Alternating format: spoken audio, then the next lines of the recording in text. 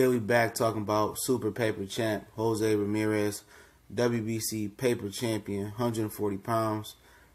This is Boxing Clinic and more. Y'all know what it is. One time for the one time. Talking about why Jose Ramirez is not entering the World Boxing Super Series tournament.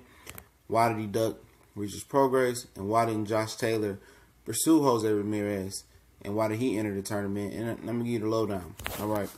It was supposed to be two title eliminators for the vacant WBC 140-pound junior welterweight strap, left behind by Terrence Crawford when he vacated all his belts after becoming undisputed, moving up to 147 pounds. Victor Postal and Regis Prograis, which Postal was eventually replaced by Ndongo because Postal, quote-unquote, got injured, before the Regis Prograis fight. And he didn't want to fight Regis Prograis, no way, we know that. And Amir Khan, who got knocked out by Granados but held his #1 ranking, is still allowed to be #1 to fighting two bums. And Granados fell out the rankings, which is because Don King paid the WBC to retain the #1 ranking.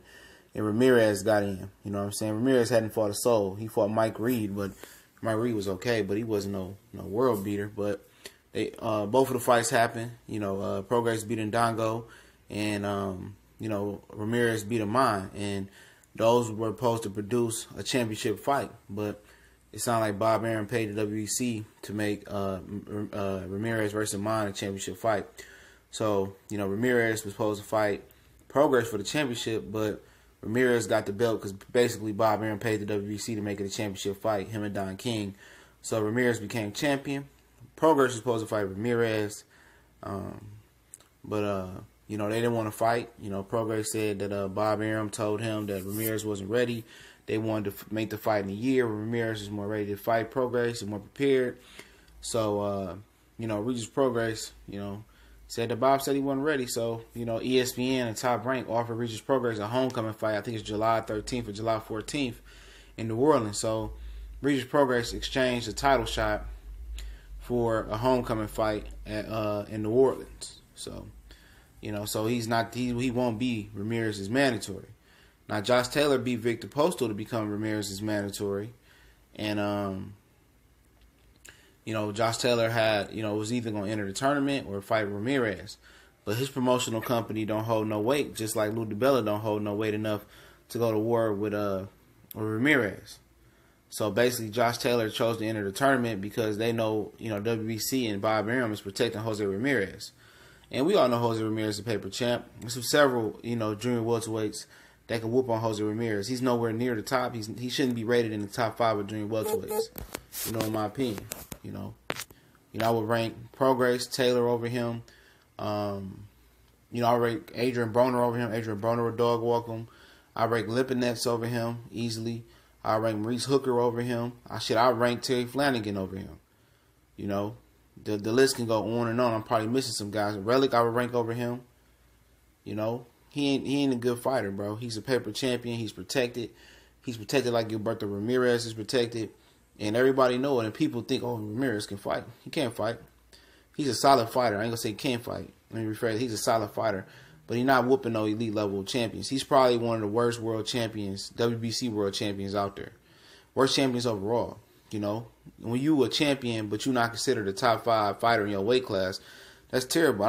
He might slide in the top 10.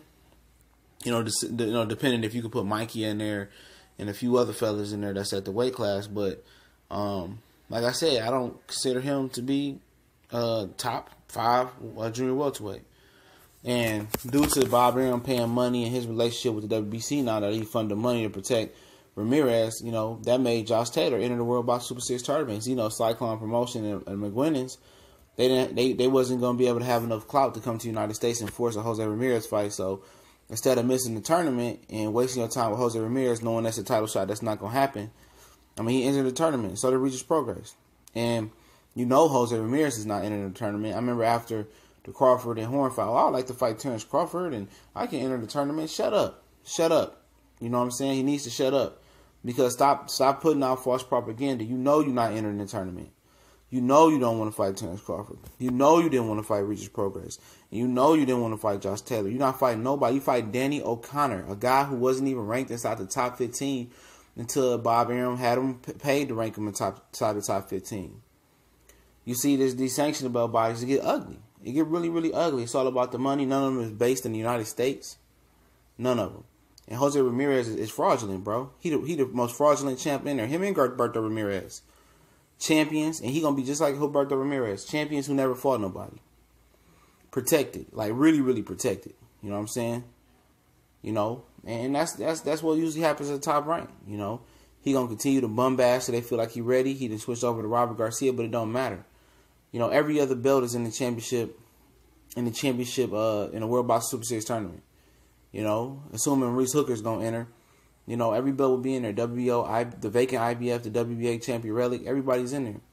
But, you know, he won't enter it because he ain't about that life. He know he can't win. You know what I'm saying? It's an easy victory. You know, he easy pickings. He ashamed.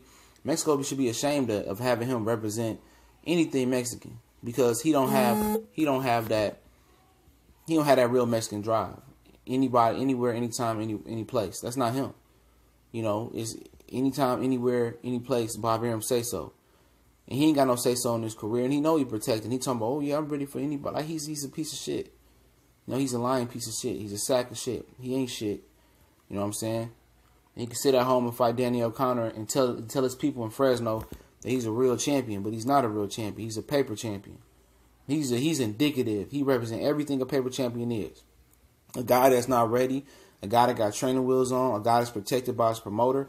And the same guy, he ain't gonna never be shit. You know what I'm saying? He can't beat any of the top 10 guys, in my opinion, in the junior welterweight. And if he can, he probably beat the 9th or the 10th guy. Maybe. You know? Motherfucker struggle with couldn't even knock a mind out, bro. But y'all know what it is, man. It's your boy CJ Goodfella breaking some more heat. Keeping it consistent. Y'all know 5 to 7 minimum video a day. Shout out to all them haters out there, man. One time for the one time. Don't forget, we got the new college sports page popping off. Me, Cali, and the Colossal Sports TV. S1210, College Sports Most Wanted.